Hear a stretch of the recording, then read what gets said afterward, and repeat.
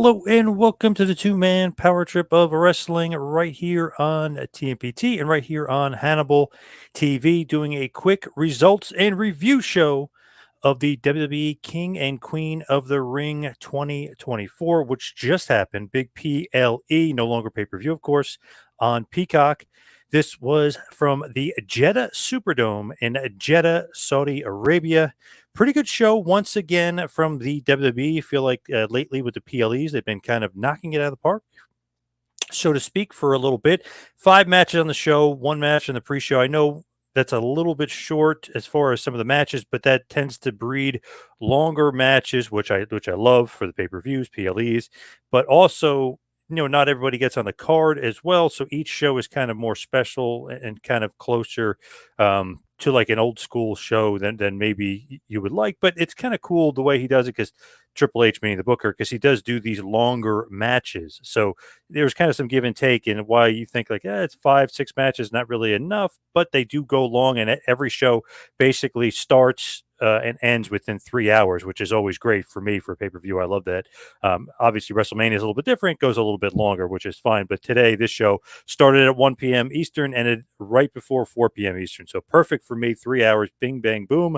We're out of there, and we started off first with the pre-show match, the WWE Women's Tag Team Championship. The tag team champions of Bianca Belair and Jade Cargill defeated Candice LeRae and Indy Hartwell via pinfall. Innovative little finish there from Bianca and Jade, but they are looking dominant as a tag team and dominant as a force. Great win there on the pre-show. The match only went 8 minutes and 5 seconds, so nothing crazy, but a nice little win there for Bianca and Jade, who obviously they teased some tension with Candice LeRae the night before on SmackDown because she injured her knee in a Queen of the Ring qualifier match a few weeks earlier. So the pay-per-view starts, and it's Becky Lynch defending her WWE Women's World Championship against Liv Morgan. Liv Morgan gets the win, maybe shockingly to some. She gets the win via pinfall, 16 minutes, 25 seconds. She is the new Women's World Champion, but not without some controversy, as Dominic Mysterio was out there, and you think that he was out there to try to help Becky, because Mommy's orders, or Rhea Ripley's orders, of not wanting Liv Morgan to be the champion, not wanting her to complete this revenge tour that she's on. But Dominic Mysterio throws in the chair and inadvertently help Liv Morgan win. Now, we'll find out if that was on purpose or not, because they've been teasing a little bit of love affair maybe between Liv Morgan and Dominic Mysterio. So something might be going on between them that we don't know. It might be a little bit of a swerve, bro, as a former writer used to say. It might be a little bit of a swerve, but Dominic Mysterio kind of inadvertently helps Liv Morgan win the Women's World Championship. Later on, Becky Lynch said that she's going to exercise her rematch, and that her rematch clause, and she wants a rematch on Monday Night Raw. She's going to talk to Adam Pearce about that. Next up, Sami Zayn, the Intercontinental Champion, defends in a three-way against Chad Gable and Bronson Reed. Sami Zayn gets the win, gets the pinfall over Bronson Reed in this triple threat match, retaining his WWE Intercontinental Championship. The match goes 13 minutes and 40 seconds. Really good match here. A lot of action. The crowd was super into it. They were hating everything that Chad Gable did. They were chanting, "You suck," a la Kurt Angle at him. They were hating on Bronson Reed, but they absolutely love their, I guess you could say, somewhat of a hometown boy, Sami Zayn, but they absolutely loved him. Great crowd reaction for this. Good match. Sami Zayn gets the win, like I said, with the pinfall over Bronson Reed. Next up, the Queen of the Ring tournament final. Whoever wins gets their respective championship shot at SummerSlam. So Triple H the night before really kind of raised the stakes big time, announcing that not only the Queen of the Ring, but also the King of the Ring would now be subject to a World Heavyweight Championship match. They really haven't done that since 2002, when Brock Lesnar won the King of the Ring, and he would go on and face The Rock at SummerSlam and win the WWE World Heavyweight title 22 years ago. So they haven't done that since. So really, Triple H raised the stakes before the show. I like that. I thought that was cool. A little bit of a change up from what they've done in the past, and it really made the tournament finals seem more important for sure. I mean, now it's going to be 2 months of build for each of the Queen and the King of the Ring, respectively. So Nia Jax, of course, is part of SmackDown versus Lyra Valkyria, who's a part of Raw in the finals. So if Lyra won, she would have faced, I guess, Liv Morgan at SummerSlam. If Nia Jax wins, she faces Bayley at SummerSlam. So right now, it looking like Nia Jax versus Bayley is the matchup, as Nia Jax defeated Lyra Valkyria via pinfall in 9 minutes and 40 seconds to win the Queen of the Ring. Nothing really noteworthy of this match other than the finish. Brutal bonsai drop, and it was like kind of like a elevated bonsai drop in the corner from Nia Jax as she is crowned the Queen of the Ring. Triple H comes out and crowns her and puts the crown on. Kayla Braxton did a little interview with Nia Jax as she posed with the crown as well. So basically, Nia Jax said, Bayley, just make sure you hold the championship until SummerSlam because I'm coming for it. So Nia Jax is your Queen of the Ring. She'll face Bayley, prospectively, at SummerSlam in Cleveland. Next up, the King of the Ring tournament final for the men. Gunther, of course, of Raw. Randy Orton, of course, of SmackDown. Awesome match. Crowd was nuts. Orton was super over. This was an old school match to me. I love the psychology of it. I love the selling. I mean, Gunther was laying in some chops on Orton. His chest was all busted open. This was just, to me, an awesome match. I love this match.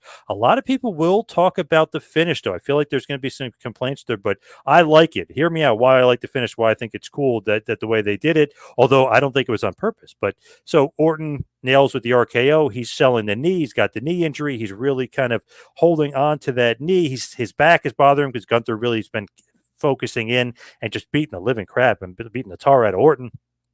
Goes for the RKO. He's not able to get the quick pin. 1-2 kick out from Gunther. Then Gunther rolls him up with a crucifix pin. 1, 2, 3. Here's the only problem, though. Referee Dan Engler missed it. Orton had his left shoulder up at 2. So, he counted 1.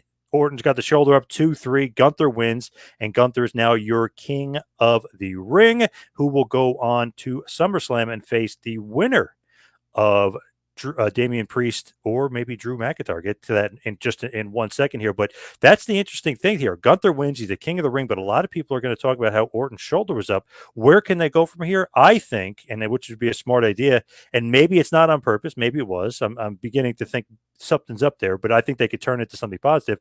If Orton's shoulder was up and he technically didn't get pinned, he looks really strong and has a case of getting a title shot in the future, possibly against Cody Rhodes at SummerSlam. So I like that, and I kind of think that's a cool idea and an interesting way to go with it.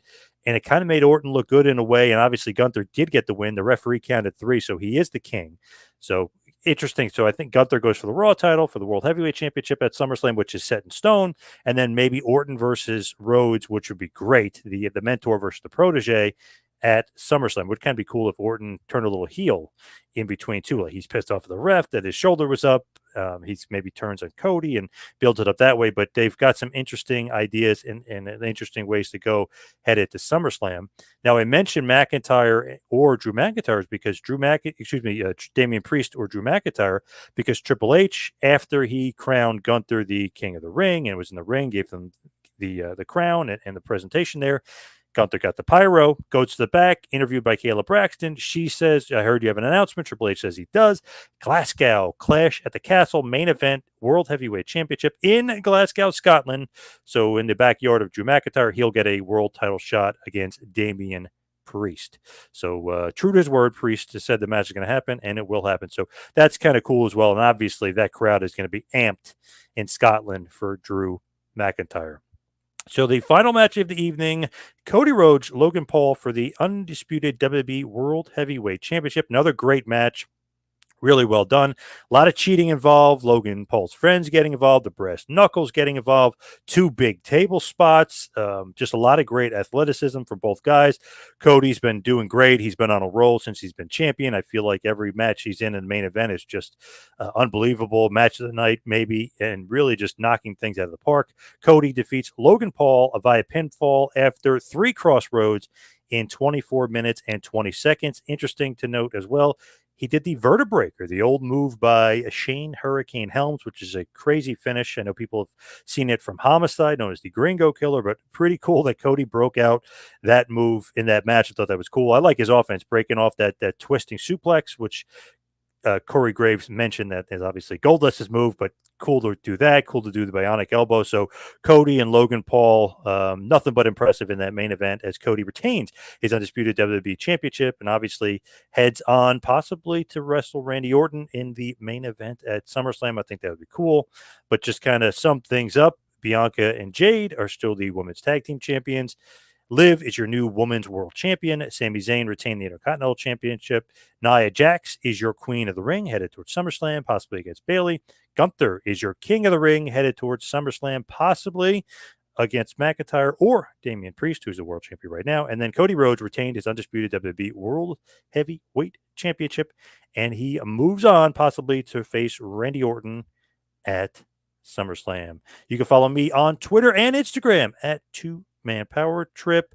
Check out TeePublic, tpublic.com/stores/TMPT for some TMPT gear. Thank you, everybody, for tuning in. We'll see you right back here next time. Have a good one, folks.